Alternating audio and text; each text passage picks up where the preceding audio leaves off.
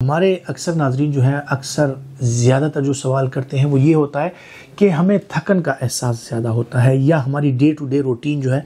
वो डिस्टर्ब हो जाती है, हम एक्टिव नहीं रहते या एक्टिविटी के दौरान थकन का जल्दी शिकार हो जाते हैं। जिसकी वजूहात क्या है, इसका तदारुक कैसे किया जाए और अगर किसी को ये प्रॉब्लम्स हैं तो वो क्या चीज़ ऐसी इख्तियार करें कि उनकी ये प्रॉब्लम जो है ये हल हो जाए।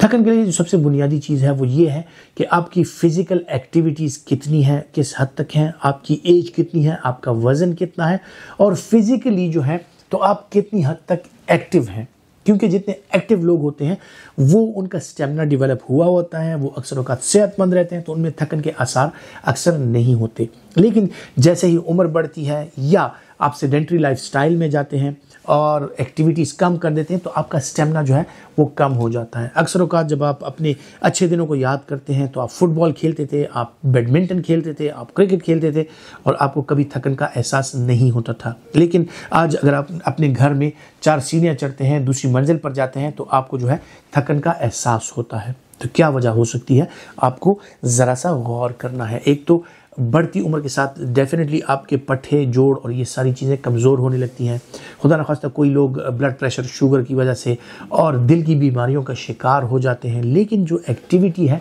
उसमें कमी सबसे बुनियादी चीज़ है कि आपका स्टेमिना जो है वो कम हो गया है। आप महीनों महीनों एक्सरसाइज नहीं करते, चलते फिरते नहीं हैं, जॉगिंग नहीं करते, तो फिर अगर आप महीने बाद कहीं कुछ कदम भी उठा लें तो आपको थकावट का एहसास जो है वो जल्दी होने लग जाता है। लाइफस्टाइल को अगर आप एक्टिव रखेंगे, अपनी खुराक का ख्याल रखेंगे, शुगर या ब्लड प्रेशर अगर आपको है उसको अगर आप कंट्रोल रखेंगे, खुदा न खास्ता आपकी दिल की कोई बीमारियां हों उनका आप भरपूर तरीके से इलाज करेंगे तो ये थकावट और ये लेथार्जी के जो आसार हैं ये नहीं होंगे। फिर आ जाते हैं जनाब उन लोगों की तरफ जो ये समझते हैं कि हमारी तो एक्टिविटी भी उसी तरह चल रही है, हमारे तो जो सेहत है वो भी अल्हम्दुलिल्लाह इतनी मुतासिर नहीं हुई, लेकिन थकन का एहसास जल्दी होने लगता है। इनमें जो सबसे बुनियादी चीज़ें हैं वो है जनाब खून की कमी, कि जिन लोगों में खून की कमी होती है, खुसूसन हमारे यहाँ जो है तो ख़वातीन में खून की कमी बहुत ज़्यादा पाई जाती है। खून की कमी उससे भी आपको थकावट का एहसास हो सकता है। मेल्स में अक्सर औकात जो है मुख्तलिफ़ किस्म के माइक्रो न्यूट्रिएंट्स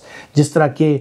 मैग्नीशियम या कॉपर या इस तरह पोटाशियम की कमी या उनकी एक्टिविटीज़ ऐसी हैं कि वो सिगरेट स्मोकिंग करते हैं या एक्टिव नहीं रहते, तो सिगरेट स्मोकिंग जो है इटसेल्फ वो एक ऐसी चीज़ है कि जो कि आपकी लंग कैपेसिटी को कम करती है। जब आपकी लंग्स की कैपेसिटी कम होती है ऑक्सीजन लेने की और ऑक्सीजन एक्सचेंज करने की, तो डेफिनेटली आप थकन का शिकार होते हैं। तो जो स्मोकर हजरात होते हैं उनमें थकन के आसार जल्दी नमूदार होना शुरू हो जाते हैं। फिर अगर किसी में खून की कमी है, जिस तरह मैंने जिक्र किया, वो जल्दी थकन का शिकार हो जाते हैं। बच्चों में खुसूसन कैल्शियम, विटामिन डी की कमी, खून की कमी और एक और बहुत इंपॉर्टेंट चीज़ आयोडीन की कमी अगर बच्चों में हो तो वो लेथार्जी का शिकार होते हैं। फिर बात आ जाती है जनाब उन लोगों की कि जो खून की कमी का भी शिकार नहीं है, इस तरह के और भी उनको मसाइल नहीं है, तो अक्सर औकात कुछ बीमारियां ऐसी हैं कि उनकी वजह से उनमें ये प्रॉब्लम्स हो सकती है, गनुदगी का होना या इस तरह की चीज़ों का होना। अगर आप हाइपोथायराइडिज्म का शिकार हैं तो आप हमेशा लेथार्जिक रहेंगे, आपकी बॉडी जो है वो वज़न भी बढ़ाएगी और आप जो है तो कामकाज के काबिल भी नहीं रहते और जल्दी थक जाते हैं। और मुख्तलिफ़ किस्म की और ऐसी चीज़ें हैं जो कि आपकी बॉडी में नमूदार होना शुरू हो जाती हैं। फिर वो लोग जो कि खुदा न खास्ता क्रॉनिक किडनी डिजीज़ या क्रॉनिक लिवर डिजीज़ का शिकार होते हैं, जिगर में कमज़ोरी आ जाती है या गुर्दे में कमज़ोरी आ जाती है और इसकी वजह से जो है उनमें खून की कमी, खुराक की कमी और इल हेल्थ जब आती है तो वो भी जल्दी थकन का भी शिकार होते हैं। और इस थकन के साथ साथ उनमें